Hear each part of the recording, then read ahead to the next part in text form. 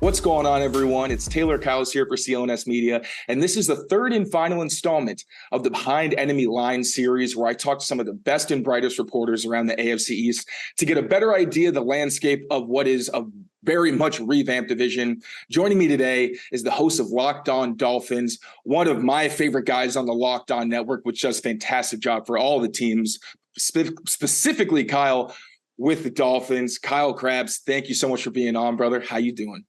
Taylor, I'm doing great, man, and it's good to catch up. You and I have known each other for a little while, but it's been a minute since we talked a little ball, so I'm excited for today and go over these Miami Dolphins. Absolutely, brother. So, free agency / trades, it was pretty eventful for the Dolphins in the early part of this offseason. So, how would you, not necessarily grade, but what's your opinion on how they attacked the veteran portion of the offseason and the holes that they filled? Yeah, I think you saw quite a high level of self-awareness to one of the areas that I thought was really problematic for the team last year on the defensive side of the ball, that being the cornerback depth. You saw them trade a third and a tight end, Hunter Long, who's your third tight end, for Jalen Ramsey, and restructured his contract to make sure that he's going to be here for an extended period of time. He's got guaranteed money across the next 3 years, but low cap hit in year one with his first new year with the team. And you see the team bring back a number of other players like Nick Needham, who was a player who was a really good UDFA find for the Dolphins, but went out last year with an Achilles injury against Minnesota. I think it was week 6, and they ended up bringing him back on a 1-year deal. They brought back Justin Bethel as a special teams guy. That's how bad it got for the Dolphins last year. Justin Bethel's your nickel corner out there against Pittsburgh in primetime because they had 4 active corners to play the game, and that was in spite of adding a lot of players into that mix. Now, I think on the offensive side of the ball, what you saw the Dolphins do was they embraced who the pillars were of their identity offensively, and they really went after the depth. And they went after skill-specific players in the skill group, who I think between Braxton Berrios as a slot receiver with a pretty proven track record, also somebody who's a return guy, and the Dolphins were one of the worst special teams units in football last year from a field position standpoint. I'm pretty sure it got to the point where they just said, go back, catch the punt, and fair catch it. I don't care what the distance is. I don't care what the coverage looks like. We're just going to start the offense wherever they kick the ball because there was very little appetite to try to return kicks last year. And then you have Robbie Chosen at wide receiver as another vertical space guy that gives you a vertical stretch whilst allowing you to potentially unlock what you have with Tyreek Hill and Jalen Waddle as underneath players, as compared to using one of them to create horizontal space and the other to create vertical space. So I really think they went out and they targeted the weakness on defense, and then on offense, they wanted to become a deeper unit for those teams, like what the Chargers did to them last year, who said, we're going to take away your 2 best options and somebody else has to beat us. Mm-hmm. And the Dolphins didn't have anybody between Mike Gesicki and Trent Sherfield as the top receiving players last year, aside of those 2 players who they felt like could win a one-on-one matchup in any component of the game.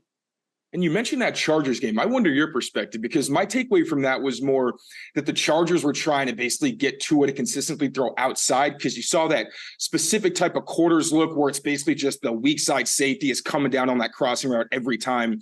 And obviously that's the bread and butter for the Dolphins, because when you get that kind of speed, really hard to match up with those guys. So do you think that Chosen maybe is going to be the guy who pushes them a little bit over the top in terms of, all right, you can't just focus on these 2 guys because we're a little more well-rounded? Or is there something Tua can maybe do on his end to take his game forward and give defenses more to think about? Yeah, I think throws further down the field outside the numbers was an area where I thought you saw some flashes, but it wasn't consistent. And in that Chargers game, we're throwing foul balls that land out of bounds, right? And it's when your guys are Tyreek Hill and Jalen Waddle, your strike zone for those players isn't as large as all of a sudden now you have a 6'3" receiver who's potentially doing that. If they're going to say, hey, we're going to cloud you up front, we're going to be real physical at the line of scrimmage, and we're going to congest the middle of the field. So go ahead and hit throws 10 plus yards down the field outside the numbers.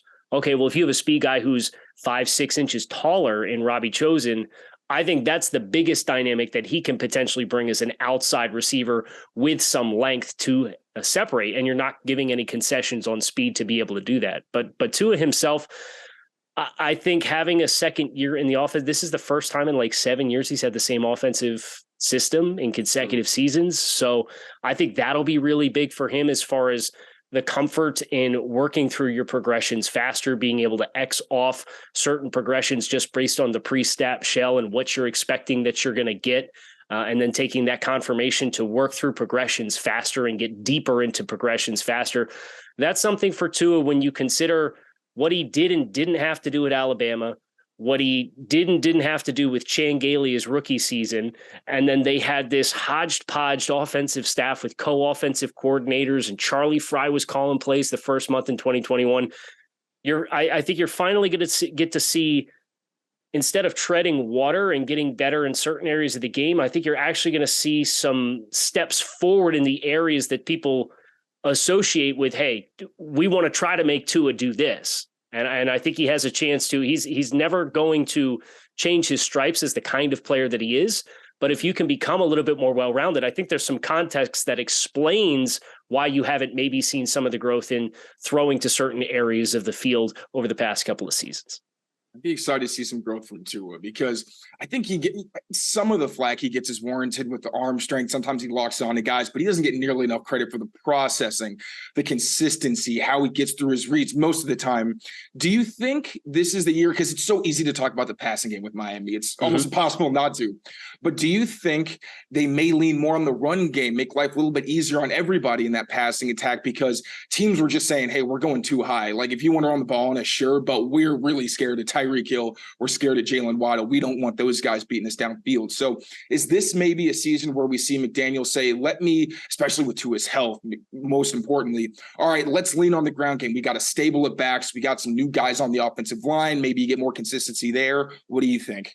A lot of people like to point to that 4-game stretch after the Texans game, which came right out of the bye, in which they went to San Francisco, went to Los Angeles, went to Buffalo, and then played at home against the Packers. And the EPA drop-off for Tua in those games.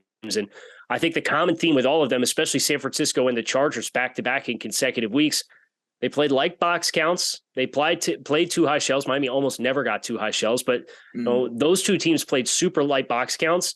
And Miami was pretty content to not try to run the football. And I think it was really maddening. And then you get to the Buffalo game, the third game in that stretch, and lo and behold, they punched the Bills in the mouth. And they ran the ball really, really well. And then you got into the late game situations where it's 3rd and 3 or 3rd and 2, and you come out and you throw the football and you leave it on the field. So Mike McDaniel's talked a little bit about that throughout the course of this offseason, as far as the lessons learned from his first season as a play caller and the Dolphins head coach. And I think there is some awareness there that we have to be a little bit more balanced, because take the 49ers game, if your linebackers are going to play at 9 to 11 yards of depth against a 4-man front, you have to be able to run the football. You have to find ways to create surge and push. And I think what is really promising in that regard, although it's not guaranteed, is you look at all the Shanahan offense stops and the big leaps in production that come in the rushing game in year 2 of the system, because everybody's kind of had a chance to work through the reps, see the picture. And then I think Miami getting Austin Jackson back, who is not a good pass protector, but his strength is in the run game at right tackle, and then Isaiah Wynn to potentially push Liam Eichenberg at left guard, and worst case scenario be your backup plan for Teron Armstead if Teron Armstead goes down and misses time. I think those two components give you a little bit more consistency up front. Dolphins started a playoff game with Lester Cotton starting at right tackle. That's how bad things got in that capacity. Exactly. So to answer your question, that was a long-winded way to say, yes, I do think there is going to be a concerted effort to be a little bit more balanced based on the lessons that they learned and then some of the context clues from other stops along the way. Take your first swing at betting MLB on FanDuel and get 10 times, it's 10 times your first bet amount in bonus bets and up to $200. Just bet $20 and you'll land $200 in bonus bets, win or lose. That's $200 you could spend betting everything from the money line to the over-under to who you think is going to be, hitting the first home run. All in the app that's safe, secure, it's super easy to use. Plus, when you win, you get paid instantly. There's no better place to bet on MLB than FanDuel, America's #1 sportsbook. So sign up today and visit FanDuel.com/Boston and get up to $200 in bonus bets. That's FanDuel.com/Boston. FanDuel, official partner of Major League Baseball. You mentioned that year two jump with that like outside zone scheme that all the Shanahan coaches love to run. It takes time, it takes chemistry. There's so many little nuances, and it's not quite as easy to teach as something like a power scheme where it's a bit more straightforward. There's so much kind of creativity and, I got this and you got that kind of situation going on with zone. So very interesting. We'll see what happens and if that discipline gets a little better for them. Switching back quick to the defensive side of the ball, we talk about the addition of Jalen Ramsey. How much do you think this scheme changes with Vic Fangio now calling plays? Because this has been a team where it feels like they kind of hid their pass rushers almost because of all the cover zero you're running, where you're not really trying to get home. You're more just trying to force a quick throw or a mistake. And I feel like guys like Jalen Phillips, Bradley Chubb, they couldn't really pin their ears back because really you're hoping that Javon Holland uses his speed and gets off the edge in a lot of those schemes. Vic Fangio, not a huge blitzing guy, has good packages, but it's a lot of like too high starting zone. He'll drop plenty. Like I think people misunderstand. He plays a lot of one high as well, but he likes those two deep shells. Do you think maybe he goes more the route where Xavier Howard, he's a press man guy and that's where he thrives? Jalen Ramsey's been more of a zone heavy scheme when he was with the Rams. Do you think there's going to be a balance, or do you think maybe zone on early downs and then in obvious pass situations, let these guys man up and do their thing? It'll be really interesting to see how that does shake out. I would say this for Xavier Howard. He played last year through 2 groin injuries, something on both sides, effectively the entire season. It happened week 3 against Cincinnati. But I thought he was better in zone playing eyes through to the quarterback last year. He had a really nice interception against Josh Allen on a deep pass downfield. Yeah. And if you remember was it the second Bills game? They got a 3rd and 17 and the Dolphins went 0 and Stephon Diggs just ran straight by Xavier Howard. So I'm mindful of Xavier Howard, what he's been versus as he matures as a player, where there can be some changes. And I really think you're going to see a lot because you have ball hawks, right? You have Javon Holland's a ball hawk. You have Xavier Howard's a ball hawk. Jalen Ramsey's a ball hawk. If all of those guys, you play all these match zone concepts, that effectively at some point it's going to turn into man, right? Because you have an area until somebody declares and then you're going to play that player.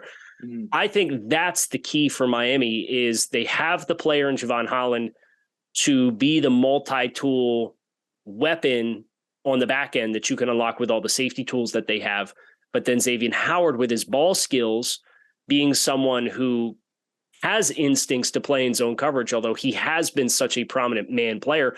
I thought the Dolphins really got burned a lot last year playing man coverage, and not just because of the depth, but you get to any 3rd and long situation in the second half of the game or in a money down, and they would just revert to cover 1 and they'd rush 5 and they wouldn't get home, and somebody's running across the middle of the field and you give up a big play, or the Packers hit a shot down the field on a fade from the slot in that exact same situation. So capping some of these routes, playing in front and coming downhill and utilizing your instincts with guys like Ramsey and Holland and Howard, I think gives you the highest ceiling. I think it'll be really fascinating to see where those guys end up playing.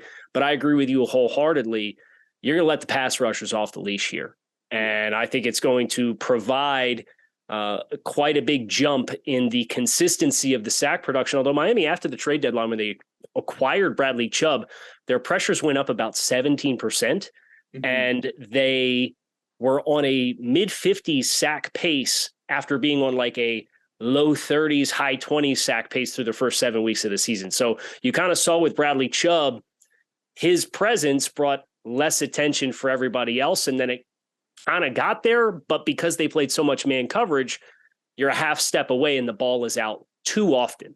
So I think that's where all those pieces fit together for Vic Fangio and a system that's going to be very vanilla pre-snap and make you do all your work post-snap and be a tick behind on your processing.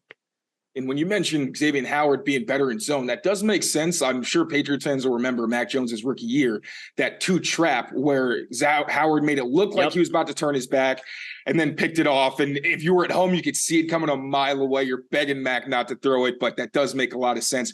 And you mentioned the amount of attention that Chubb got when he got there. What's that going to do for Jalen Phillips? Because he's a really fun guy to watch, kind of in that Uche mold, where he's just so quick and so fast. He's someone you can move around. I know he had 1 sack where he just blew by a guard. So what's Chubb going to do for him? And do you think that's a relationship where maybe it's just depending on the game plan, are guys going to go more towards Phillips, Chubb? Like, how's that going to work out? Yeah, those 2 guys have really gravitated towards each other since Chubb got to Miami. You can really Smart. see Jalen has really taken to him, and obviously with the familiarity with the system, I think what you like about the presence of both guys is there is a level of interchangeability for whoever, when you go rip Liz and you're deciding who your fourth pass rusher is going to be, what side of the formation that's going to come from. Oftentimes on early downs, that other linebacker is going to drop, and he's going to take just a shallow, flat hook curl area to try to take away to the passing strength. And Phillips and Chubb both have the athleticism that's really rare for players of their stature and density and size, to have that kind of mobility to just kind of drop out, occupy space, take away a hot window, force the quarterback to throw around your body and your frame. So I think the fact that you have two supersized players there that are both athletically capable, not that you consistently want them playing backwards, but when you get up in these base looks and you are calling based on the formational strength who the fourth pass rusher is in addition to the three down, and the other guy's got to be able to drop out. It's not like you're going to get up to the line of scrimmage and you're going to say, well, 15's over here, so he's going to drop out, and 2's going to rush every single time because they're skill-specific players. And then sometimes you might get those drop 8 coverages where you get both those guys actually dropping into coverage, completely throws guys off. That's where you get those interception opportunities, or at least kind of force quarterbacks into bad situations, because you don't expect 2 great pass rushers to not only drop into coverage, but actually be competent. And one other guy I want to mention on this defense before we get to the younger guys, David Long. I was praying the Pats were going to go after him because I think he's a really underrated, really athletic player at the second level. What do you think he's going to add to this Miami defense? Listen, you guys got Juwan Bentley. You got all the good linebackers you need. Okay. I know they're different players. I'm greedy. Very different players. But when you think about this Fangio defense and being able to play in light box counts, having the linebackers that have the burst to get down into a gap, but then simultaneously can carry 3 vertically up the field or wall off against crossers coming across the middles, and then have the reactive quickness to kind of flash in space if it's a little snag route or a sit down over top of the ball. That is a skill set that Miami did not have, because Jerome Baker has been stretched pretty thin the last few years as far as all the things that he's been asked to do as their primary do-it-all type player. But then Elandon Roberts was your other linebacker, and Patriots fans are plenty familiar with Elandon Roberts, and he's a really good between the tackles stumper and downhill player. But playing in space is not a strength. And it was an area where Miami was consistently getting tagged over the middle of the field by tight ends and backs in the passing game, because they didn't have versatility with more than, like, they had very skill specific players at linebacker. So having David Long, who coming out of that West Virginia 3-3 stack that he played going all the way back to college, has been really predisposed to, I got to get down in the gaps. I got to be able to attack and play forward, but I am an undersized player. I played spread offenses in the Big 12 during West Virginia's time. So you kind of saw it coming, where when the light bulb came on for him the last 2 years, it was kind of an embodiment of all the things that you see as the trends of the league, with aligning with what some of he was exposed to at West Virginia. So I think he's a great story. Obviously there's a health question there. He's missed time with hamstring injuries. Each of the last 2 seasons, it's been about a month in each of the last 2 seasons that he's missed. So that's something that Dolphins fans need to be mindful of. But just the versatility that he brings gives you a certain level of peace of mind that when you're going to play these light box counts, you're not playing with a hand tied behind your back, because you either have a run plug or you have a guy who can't play the run at all. Now, moving on to these younger guys. Dolphins are like the opposite of the Patriots, where they did not have a ton of draft picks, where it felt like the Patriots had like 10% of all the draft picks available, but it felt like the Dolphins did get good value from those picks. So how do you feel about the youth movement that they have going on this year, especially with Cam Smith, who was one of my favorite players in the draft? Look, I think he's one of your X factors of the defense, right? Between him and second-year player Kader Kohu, I mean, you are legitimately rolling with 8-9 NFL roster caliber corners, and 4 or 5 of them, Ramsey, Howard, Kohu, Smith, and Needham, if Needham's healthy, are like reasonable starters as players. So I think that's a good thing.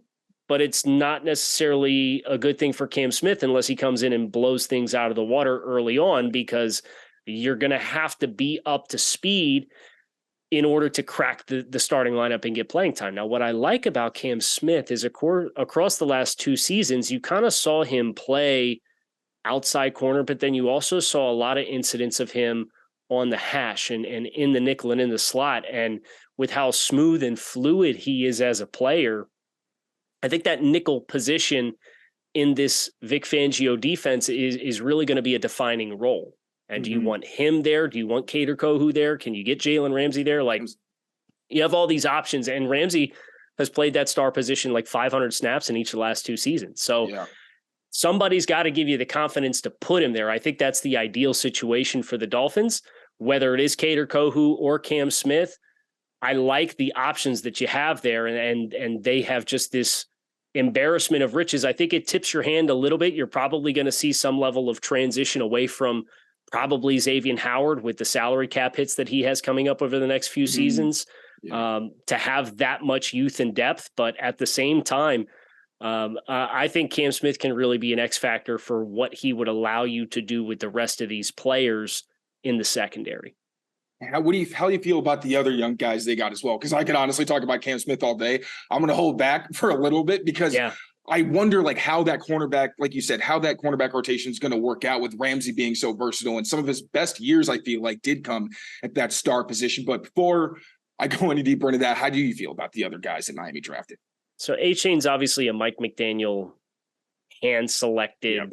Very unsurprising that Mike McDaniel would have an appeal for Devon A-Chain. I think the Dalvin Cook flirtations probably are a bigger worry for your Raheem Mostert and Jeff Wilson fantasy players as compared to A-Chain, just because I think A-Chain already is going to be a little bit more of a schemed touch type player as compared to somebody you're just going to put in the backfield and give the ball to 16 times and ask him to tote the rock.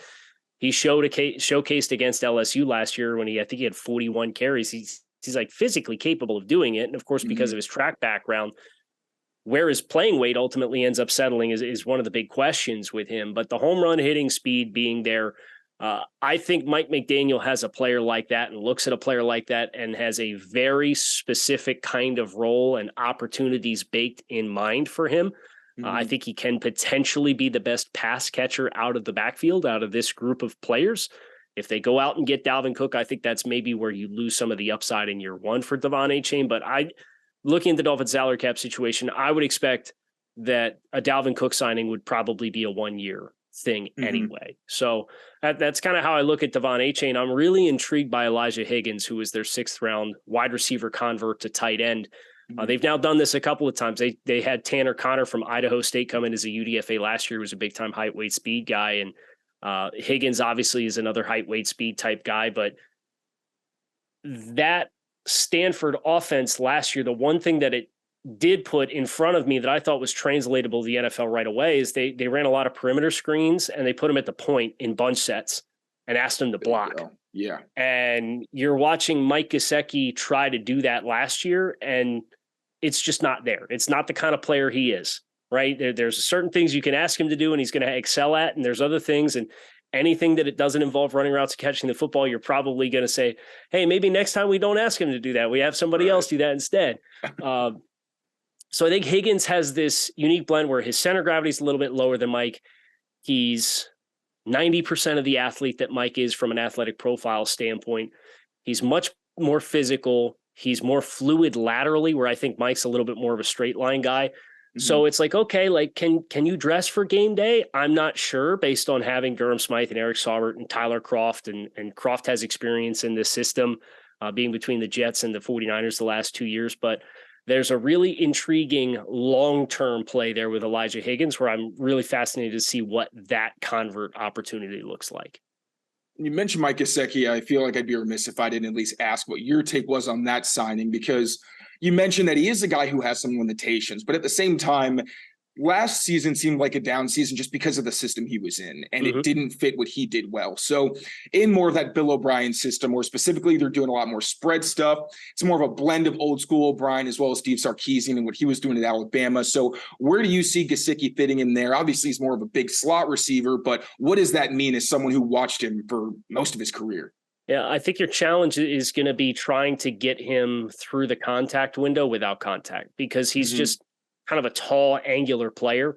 I think guys that are able to get into his body within the contact window and disrupt the timing of the route really had success. Miami went to him a couple of times down the stretch last year in big play opportunities. The last play of the Bills playoff game with Skylar Thompson, the fourth down conversion that was a failed conversion against the 49ers, which was a one-score game in the fourth quarter, with like 5 minutes left at that point. Just if you get into his body early, you can really disrupt him, and he can't really separate from you. Yeah. So how do you get him? What methods do you take where he is coming through the first 5 yards and really able to open his stride and either carry across the middle of the field behind the linebackers or get up the seam?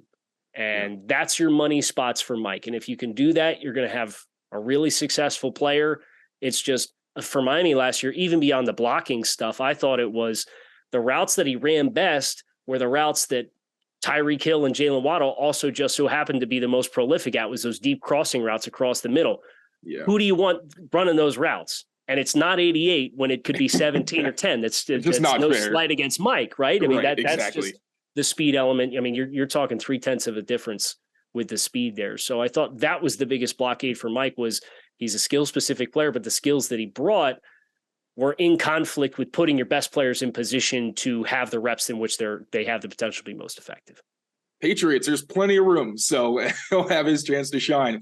And I'm going to use this to segue back to Cam Smith and the defense real quick, because the Dolphins are similar to the Patriots in that they are heavy on defensive backs. For the Pats, it's more safeties. Like they're pretty much 5 deep, can play those guys anywhere.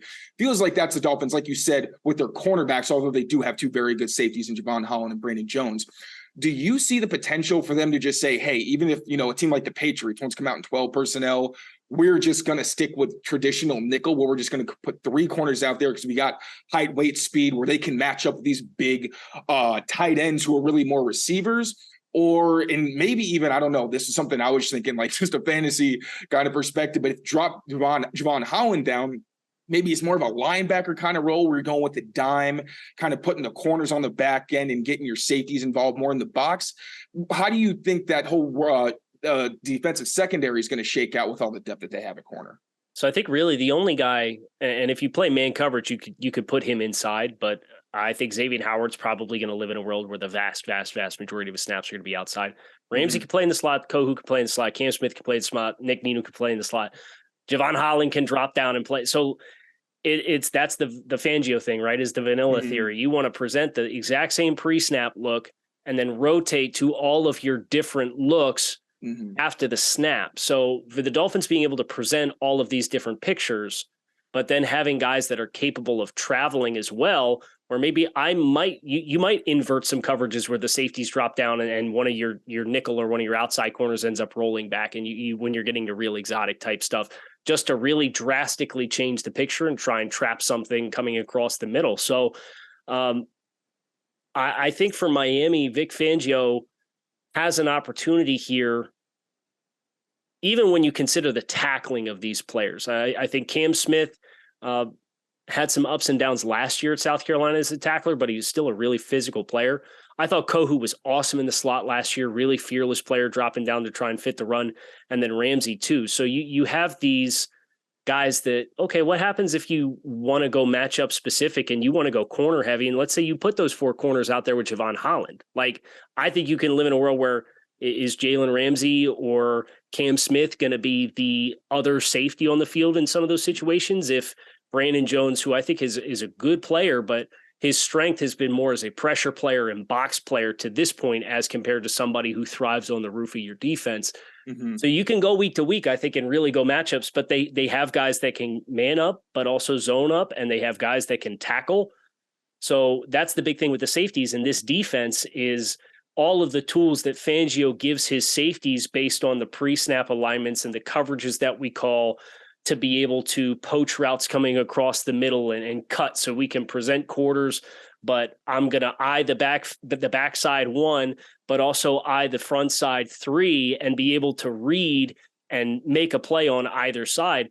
That's perfect for Javon Holland. But the guy who's over the top is really just leveraging all the routes to the passing strength. So can that be in some instances Jalen Ramsey? I don't see why it couldn't be. Like, you really have this fascinating chemistry experiment where you could take all these dynamic pieces and put them in different spots, so long as they master all of the calls that you're responsible for, which is why I referenced Ramsey, because of course he's played in this system the last few years.